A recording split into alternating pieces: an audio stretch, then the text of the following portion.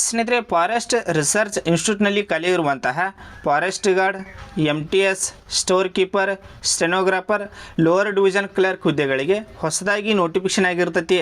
ಇಲ್ಲಿ ನೋಡ್ರಿ, ಸ್ಟಾರ್ಟಿಂಗ್ನ ತಿಳಿಸ್ಕೊಡ್ತಾನೋ, ನಮ್ಮ ಕರ್ನಾಟಕದವರು ಕೂಡ ಇದಕ್ಕೆ ಅರ್ಜಿಯನ್ನು ಸಲ್ಲಿಸಬಹುದು. ಏನೈತಿ, ನಮ್ಮ ಕರ್ನಾಟಕದವರು ಕೂಡ ಅವಕಾಶ ಇದ್ದಿರ್ತೈತಿ. ಸ್ಟಾರ್ಟಿಂಗ್ ನೋಡ್ರಿ, ಉದ್ಯೋಗ ಸ್ಥಳದಲ್ಲಿ ಅಂದ್ರೆ ಉತ್ತರಾಖಂಡ ಒಳಗೆ ಇದ್ದಿರ್ತೈತಿ. ನೀವು ಅಪ್ಲಿಕೇಶನ್ ಹಾಕುಮುಂದೆ ಏನಂತ ಚೂಸ್ ಮಾಡ್ಬೇಕಂದ್ರೆ, ಇಲ್ಲಿ ನೋಡ್ರಿ, ಅಪ್ಲಿಕೇಶನ್ ಹಾಕುಮುಂದೆ ಏನು ಚೂಸ್ ಮಾಡ್ಬೇಕಂದ್ರೆ ಆಲ್ ಇಂಡಿಯಾ ಟ್ರಾನ್ಸ್ಫರ್ ಎಲಿಯಬಿಲಿಟಿ ಈ ರೀತಿಯಾಗಿ ಚೂಸ್ ಮಾಡಿದ್ರೆ ಟ್ರಾನ್ಸ್ಫರ್ ಪಾಲಿಸಿ ಪ್ರಕಾರ ಏನೈತಿ, ನೀವು ಉತ್ತರಾಖಂಡದೊಳಗೆ ಅಷ್ಟೇ ಏನೈತಿ ವರ್ಕ್ ಮಾಡೋಂಗಿಲ್ಲ, ನೀವೇನೈತಿ ಟ್ರಾನ್ಸ್ಫರ್ ಕೂಡ ಮಾಡ್ಕೋಬಹುದು. ಏನೈತಿ, ನಿಮ್ಮ ಟ್ರಾನ್ಸ್ಫರ್ ಕೂಡ ಇರ್ತೈತಿ, ವರ್ಕಿಂಗ್ ಪ್ಲೇಸ್ ಏನೈತಿ ಟ್ರಾನ್ಸ್ಫರ್ ಕೂಡ ಇರ್ತೈತಿ. ಏನಂತ ಚೂಸ್ ಮಾಡ್ಬೇಕಂದ್ರೆ ಇನ್ನೊಮ್ಮೆ ಹೇಳ್ತೀನಿ ನೋಡ್ರಿ, ಆಲ್ ಇಂಡಿಯಾ ಟ್ರಾನ್ಸ್ಫರ್ ಲಯಬಿಲಿಟಿ ಈ ರೀತಿಯಾಗಿ ಚೂಸ್ ಮಾಡಿರಿ ಅಂತ ನಿಮ್ಮ ಟ್ರಾನ್ಸ್ಫರ್ ಕೂಡ ಇದ್ದಿರ್ತೈತಿ. ಮತ್ತು ನಿಮಗೆ ಅಪ್ಲಿಕೇಶನ್ ಹಾಕೋದು ಏನಾರ ಗೊತ್ತಾಗಲಿಲ್ಲ ಅಂದ್ರೆ ಇಲ್ಲಿ ಸ್ಕ್ರೀನ್ ಮೇಲೆ ನಂಬರ್ ಕೊಡ್ತೀನಿ ನೋಡ್ರಿ, ಇಲ್ಲಿ ನೀವು ನಂಬರ್ ಡಾಕ್ಯುಮೆಂಟ್ಸ್ ಕಳ್ಸಿರ ಅಪ್ಲಿಕೇಶನ್ ಹಾಕಿ ಕೊಡ್ತಾರೋ, ಏನೈತಿ ಇದಕ್ಕೆ ಅಪ್ಲಿಕೇಶನ್ ಹಾಕಿ ಕೊಡ್ತಾರೋ. ಮತ್ತು ನೋಡ್ರಿ, ಇದಕ್ಕೆ ಆಲ್ ಓವರ್ ಇಂಡಿಯಾ ಇರ್ತೈತಿ. ಇನ್ನೊಮ್ಮೆ ತಿಳಿಸ್ಕೊಡ್ತೀನಿ, ಆಲ್ ಓವರ್ ಇಂಡಿಯಾ ಇರ್ತೈತಿ. ನಮ್ಮ ಕರ್ನಾಟಕದವ್ರು ಕೂಡ ಇದಕ್ಕೆ ಅರ್ಜಿಯನ್ನು ಸಲ್ಲಿಸಬಹುದು. ನಿಮಗೆ ಬೇಕಂದ್ರೆ PDF ಬೇಕಂದ್ರೆ ಹೇಳ್ರಿ, ಡೈರೆಕ್ಟ್ ನಮ್ಮ ಟೆಲಿಗ್ರಾಮ್ ಬರುತ್ತಲ್ಲ ಶೇರ್ ಮಾಡಿರ್ತೀನಿ, ವಿತ್ ಅಪ್ಲಿಕೇಶನ್ ಲಿಂಕ್ ಕೂಡ ಹಾಕಿರ್ತೀನಿ. ಅಲ್ಲಿ ಏನೈತಿ ಪ್ರತಿಯೊಂದು ವಿದ್ಯಾರ್ಥಿಗಳು ಜಾಯ್ನ್ ಆಗ್ರಿ. ಇಲ್ಲಿ ನೋಡ್ರಿ, ಇದ್ರ ಬಗ್ಗೆ ಸಂಕ್ಷಿಪ್ತವಾಗಿ ತಿಳಿಸ್ಕೊಡೋದಾದರೆ, ಒಂದೇದು ನೋಡ್ರಿ, MTS ಹುದ್ದೆಗಳಿಗೆ ಯಾರೆಲ್ಲ ಅರ್ಜಿಯನ್ನು ಸಲ್ಲಿಸಬಹುದು. MTS ಹುದ್ದೆಗಳು ನೋಡ್ರಿ, ಟೋಟಲ್ ಆಗಿ 45 ವೇಕೆನ್ಸಿ ಇದಾವೆ MTS ಒಳಗೆ. ಟೋಟಲ್ಗೆ ಎಷ್ಟಂದ್ರೆ 45 ವೇಕೆನ್ಸಿ. ಜಸ್ಟ್ ನೋಡ್ರಿ, 10ನೇ ತರಗತಿ ಪಾಸ್ ಆಗಿತ್ತಂದ್ರೆ, ಜಸ್ಟ್ ಏನೈತಿ 10th ಪಾಸ್ ಆಗಿತ್ತಂದ್ರೆ ಇದಕ್ಕೆ ಅರ್ಜಿಯನ್ನು ಸಲ್ಲಿಸಬಹುದು. ಏನೈತಿ, ಇದಕ್ಕೆ ಅರ್ಜಿಯನ್ನು ಸಲ್ಲಿಸಬಹುದು. ವಯಸ್ಸು ನೋಡ್ರಿ, ಮಿನಿಮಮ್ ಇದಕ್ಕೆ 18 ವರ್ಷ, ಮ್ಯಾಕ್ಸಿಮಮ್ 27 ವರ್ಷ ಈ ರೀತಿಯಾಗಿ ವಯಸ್ಸು ಕೂಡ ಇದ್ದಿರ್ತೈತಿ. ಸೊ ಇದಾಯ್ತು. ಎರಡನೇ ಪೋಸ್ಟ್ ನೋಡ್ರಿ, ಲೋವರ್ ಡಿವಿಷನ್ ಕ್ಲರ್ಕ್, ಇದ್ರೊಳಗೆ 8 ವೇಕೆನ್ಸಿ ಅದಾವೆ ರೀ. ಇದಕ್ಕೆ 12ನೇ ತರಗತಿ ಆಗಿರ್ಬೇಕು, ಒಂದೇದ ಸೆಕೆಂಡ್ PUC ಆಗಿರ್ಬೇಕು. ವಿತ್ ನೋಡ್ರಿ ಟೈಪಿಂಗ್ ಸ್ಕಿಲ್ ಕಡ್ಡಾಯ. ಅಂದ್ರೆ ನೋಡ್ರಿ, ಇಂಗ್ಲೀಷ್ನಲ್ಲಿ 35 ವರ್ಡ್ ಪರ್ ಮಿನಿಟ್ ಒಳಗೆ ಟೈಪ್ ಮಾಡಬೇಕು. ಸರ್, ನಮ್ಗೆ ಇಂಗ್ಲೀಷ್ ಬರೋಂಗಿಲ್ಲ ರೀ, ನೀವು ಹಿಂದಿ ಒಳಗೆ ಕೂಡ ಟೈಪ್ ಮಾಡ್ಬೋದು. ಇಲ್ಲಿ ನೋಡ್ರಿ, 30 ವರ್ಡ್ ಪರ್ ಮಿನಿಟ್ ಒಳಗೆ ಟೈಪ್ ಮಾಡಿದ್ರೂ ಬರ್ತೈತಿ. ಇಲ್ಲಿ ನೋಡ್ರಿ, ಇದಕ್ಕೂ ಕೂಡ ಜಸ್ಟ್ ಏನೈತಿ 18 ವರ್ಷ ಆಗಿತ್ತಂದ್ರೆ ಅರ್ಜಿಯನ್ನು ಸಲ್ಲಿಸ್ಬೋದು. ಮ್ಯಾಕ್ಸಿಮಮ್ 27 ವರ್ಷ ವಯಸ್ಸಿದ್ದಿರ್ತೈತಿ. ಸರ, ವಯಸ್ಸಿನ ಸಡಿಲಿಕೆ ಇರ್ತೈತಿ ನೀವು ಕೇಳ್ಬೋದು. ನೋಡ್ರಿ, ವಯಸ್ಸಿನ ಸಡಿಲಿಕೆ ಕೂಡ ಇರ್ತೈತಿ. ಈಗ SC ST ವರ್ಗದ ಅಭ್ಯರ್ಥಿ ಇದ್ರೆ ನಿಮ್ಗೆ 5 ವರ್ಷ ಇರ್ತೈತಿ. OBC ಅವ್ರು ಇದ್ರಂದ್ರೆ ನಿಮಗೆ 3 ವರ್ಷ ತನಕ ನಿಮ್ಗೆ ವಯಸ್ಸಿನ ಸಡಿಲಿಕೆ ಇದ್ದಿರ್ತೈತಿ.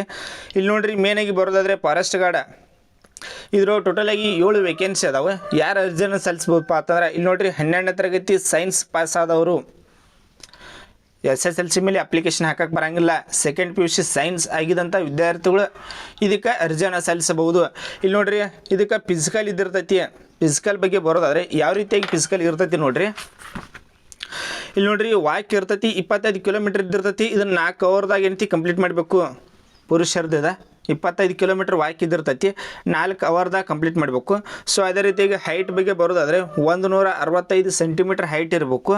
ಮತ್ತೇನೈತಿ, ಚೆಸ್ಟ್ ನಾರ್ಮಲ್ 79 ಇರಬೇಕು, ಎಕ್ಸ್ಪೆಂಡ್ ಮಾಡಿದಾಗ 5 ಸೆಂಟಿಮೀಟರ್ ಎಕ್ಸ್ಟೆಂಡ್ ಆಗಬೇಕು. ಈ ರೀತಿಯಾಗಿ ಪುರುಷರದ್ದು ಇದ್ದಿರ್ತೈತಿ. ಮತ್ತು ಮಹಿಳೆಯರದ್ದು ನೋಡ್ರಿ, ಅವ್ರಿಗೆ 14 ಕಿಲೋಮೀಟರ್ ಏನೈತಿ ವಾಕ್ ಇದ್ದಿರ್ತೈತಿ, 4 ಅವರ್ ಟೈಮಿಂಗ್ ಇದ್ದಿರ್ತೈತಿ. ಮತ್ತು ಹೈಟ್ ಅವ್ರದ್ದು ಎಷ್ಟು ಅಂದ್ರೆ 150 ಸೆಂಟಿಮೀಟರ್ ಹೈಟು. ಈ ರೀತಿಯಾಗಿ ಏನೈತಿ ಫಿಸಿಕಲ್ ಇದ್ದಿರ್ತೈತಿ. ಹೈಟ ವೇಟ್ ಆಯ್ತು. ಸೊ ಅದೇ ರೀತಿಯಾಗಿ ನೋಡ್ರಿ, ವಯಸ್ಸು ಎಷ್ಟು ಅಂದ್ರೆ ಇವ್ರಿಗೂ ಸೇಮ್ 18ರಿಂದ 27 ವರ್ಷ ಪ್ಲಸ್ 5 ಇಯರ್ಸ್ ಏನೈತಿ SC ST OBC 3 ಇಯರ್ಸ್ ಈ ರೀತಿಯಾಗಿ ಏಜ್ ರಿಲ್ಯಾಕ್ಷನ್. ಸೊ ಅದೇ ರೀತಿಯಾಗಿ ನೋಡ್ರಿ, 4ನೇದ ಟೆಕ್ನಿಷಿಯನ್ಸ್, ಇದ್ರೊಳಗೆ 2 ಬರ್ತಾವೆ. 1ನೇದ ಟೆಕ್ನಿಷಿಯನ್ಸ್ ಮೇಂಟೆನ್ಸ್, ಟೋಟಲಾಗಿ ಇದ್ರೊಳಗೆ 9 ವೇಕೆನ್ಸಿ. 10ನೇ ತರಗತಿ ಆಗಿರಬೇಕು plus ITI, 10th plus ITI ಆಗಿದಂಥ ವಿದ್ಯಾರ್ಥಿಗಳು ಇದಕ್ಕೆ ಅರ್ಜಿಯನ್ನು ಸಲ್ಲಿಸಬಹುದು. ಇದಕ್ಕೂ ಜಸ್ಟ್ 18 ವರ್ಷ, ಮ್ಯಾಕ್ಸಿಮಮ್ 30 ವರ್ಷ. ಮತ್ತು ಎರಡನೇದು ನೋಡ್ರಿ, technicians field and lab research, ಟೋಟಲಾಗಿ 11 ವೇಕೆನ್ಸಿ. ಇದಕ್ಕೂ 10th ಪ್ಲಸ್ 2 ಅಂದ್ರೆ ಸೆಕೆಂಡ್ PUC ಆಗಿರಬೇಕು, 60% ಮಾರ್ಕ್ಸ್. ಇಲ್ಲಿ ನೋಡ್ರಿ, 60% ಏನೈತಿ ಮಾರ್ಕ್ಸ್ ಇದ್ದಿರಬೇಕು. 18ರಿಂದ 30 ವರ್ಷ ಏನೈತಿ ವಯಸ್ಸಿದ್ದಿರ್ತೈತಿ. ಸೊ ಇದಾಯ್ತು ಸಾಮಾನ್ಯ ಅರ್ಹತೆ. ನೋಡ್ರಿ, ಗಂಡು ಹೆಣ್ಣು ಇಬ್ಬರು ಅರ್ಜಿಯನ್ನು ಹಾಕಬಹುದು. ಪುರುಷರು ಮಹಿಳೆಯರು ಇಬ್ಬರು ಅವಕಾಶ ಇದ್ದಿರ್ತೈತಿ. ಸೊ ಅದೇ ರೀತಿಯಾಗಿ ನೋಡ್ರಿ, ಭಾರತದ ಯಾವುದೇ ರಾಜ್ಯದ ಅಭ್ಯರ್ಥಿಗಳು ಅರ್ಜಿ ಹಾಕಬಹುದು. ಇದು ಸೆಂಟ್ರಲ್ ಗೌರ್ಮೆಂಟ್ ಜಾಬ್. ನಮ್ಮ ಕರ್ನಾಟಕದವರು ಕೂಡ ಇದಕ್ಕೆ ಅರ್ಜಿಯನ್ನು ಸಲ್ಲಿಸಬಹುದು. ಏಜ್ ನೋಡ್ರಿ, SC STದವ್ರಿಗೆ 5 ವರ್ಷ, OBCದವ್ರಿಗೆ 3 ವರ್ಷ, PWDದವ್ರಿಗೆ 10 ವರ್ಷ ಈ ರೀತಿಯಾಗಿ ಏಜ್ ಕೂಡ ಇದ್ದಿರ್ತೈತಿ. ಸೊ ಇದಾಯ್ತು. ನೆಕ್ಸ್ಟ್ ಬರೋದಾದರೆ ಅಪ್ಲಿಕೇಶನ್ ನೋಡ್ರಿ, ಅಪ್ಲಿಕೇಶನ್ ಈಗಾಗಲೇ ಸ್ಟಾರ್ಟ್ ಆಗಿರ್ತೈತಿ. May 4ರಂದು ಅಪ್ಲಿಕೇಶನ್ ಸ್ಟಾರ್ಟ್ ಆಗೈತಿ. ಕೊನೆಯ ದಿನಾಂಕ ನೋಡ್ರಿ June 3 ಇದು ಕೊನೆಯ ದಿನಾಂಕ ಆಗಿರ್ತೈತಿ. ಆದಷ್ಟು ಏನೈತಿ ಜಲ್ದಿ ಇದಕ್ಕೆ ಅರ್ಜಿಯನ್ನು ಸಲ್ಲಿಸಿರಿ. ಇದ್ರದ್ದು ಅಪ್ಲೈ ಮಾಡ್ಲಿಕ್ಕೆ ಡೈರೆಕ್ಟ್ ನಮ್ಮ ಟೆಲಿಗ್ರಾಮ್ ಬರುತ್ತಲ್ಲ ಶೇರ್ ಮಾಡಿರೋದು ಅಲ್ಲಿ ಏನು ಮಾಡಿರಿ ಅಂದ್ರೆ ಪ್ರತಿಯೊಂದು ವಿದ್ಯಾರ್ಥಿಗಳು ಜಾಯ್ನ್ ಆಗಿರಿ. ಇಲ್ಲಿ ನೋಡಿರಿ ಇದಕ್ಕೆ ಸೆಲೆಕ್ಷನ್ ಪ್ರೊಸೆಸ್ ಬಗ್ಗೆ ಬರೋದಾದರೆ ಯಾವ ರೀತಿ ಇದಕ್ಕೆ ಸೆಲೆಕ್ಷನ್ ಪ್ರೊಸೆಸ್ ಇರ್ತೈತೆ ಅಂದ್ರೆ ಒಂದೇದು ನೋಡಿರಿ CBT ಎಕ್ಸಾಮ್ ಇರ್ತೈತಿ. ಒಂದನೇದ CBT ಎಕ್ಸಾಮ್ ಇರ್ತೈತಿ.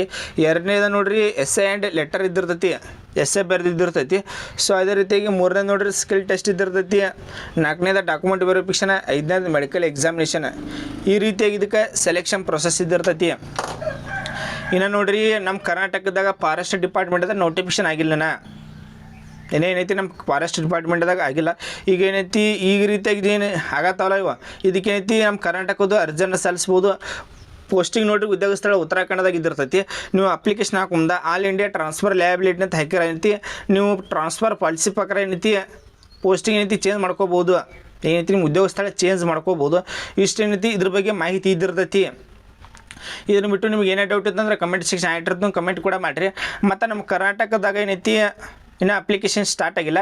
ಅದು ಯಾವಾಗ ಸ್ಟಾರ್ಟ್ ಆಗೈತಿ ಇನ್ನೊಂದು 2 ದಿನ ವೇಟ್ ಮಾಡಿರಿ. ಅದನ್ನು ಕೂಡ ಒಂದು ವಿಡಿಯೋ ಮಾಡಿ ತಿಳಿಸ್ತಾನು. Thanks for watching. Jai Hind.